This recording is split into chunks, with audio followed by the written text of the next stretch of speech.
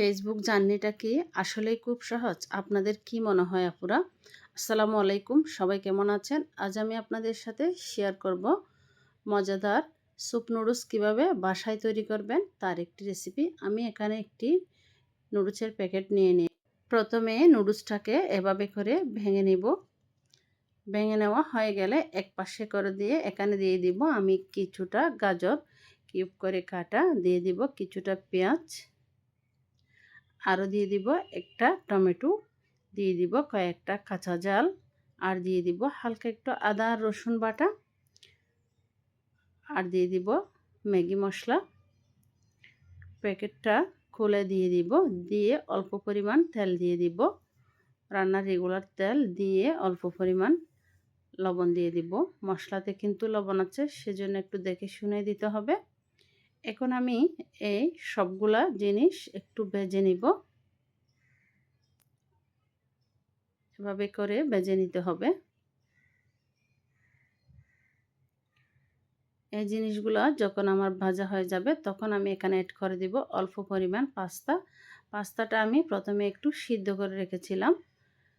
এই পাস্তাটা দিয়ে ভালো করে একটু মিশিয়ে নিব। নুডলসের সাথে হালকা করে পাস্তাটাও ভেজে নিতে হবে। এখন আমি এখানে অ্যাড করে দিব ভাজা জিরার গুঁড়া, আর দিয়ে দিব লাল মরিচের গুঁড়া, দিয়ে ভালো করে মিশিয়ে নিব। লাল মরিচটা আপনারা চাইলে কিন্তু স্কিপ করতে পারেন, তবে আমার একটু এগুলা স্পাইসি খেতে ভালো লাগে। এখন আমি এখানে দিয়ে দিব স্বাদ মতো পানি।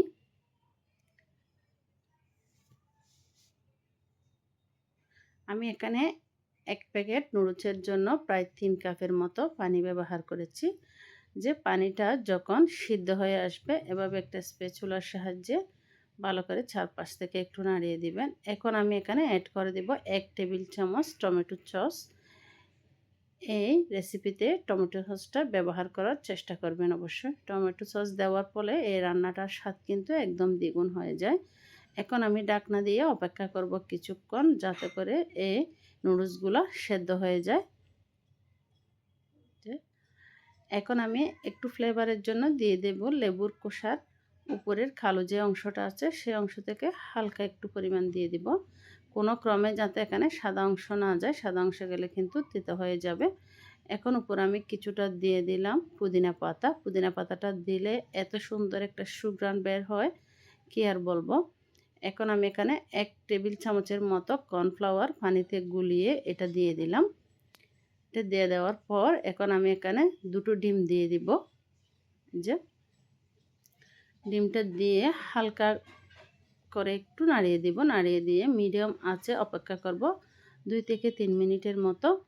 তো আপনারা যদি চান আপনারা এই ডিমের লাল অংশটা একদম নরম রাখবেন, তাহলে কিন্তু এই 2 মিনিট রাখলে হয়ে যাবে। তো আজকের রেসিপিটি যদি আপনাদের ভালো লেগে থাকে আমার রেসিপিতে একটি লাইক, কমেন্ট, শেয়ার করে অন্যদের দেখার সুযোগ করে দিবেন, আর পেজটিতে ফলো দিয়ে সাথে থাকবেন। যদি ইউটিউব চ্যানেল থেকে দেখে থাকেন চ্যানেলটি সাবস্ক্রাইব করে পাশে থাকবেন, আর ভিডিওটি কে কোথায় থেকে দেখছেন অবশ্যই কমেন্ট বক্সে জানাতে ভুলবেন না। আজকে এই পর্যন্ত। আল্লাহ হাফেজ।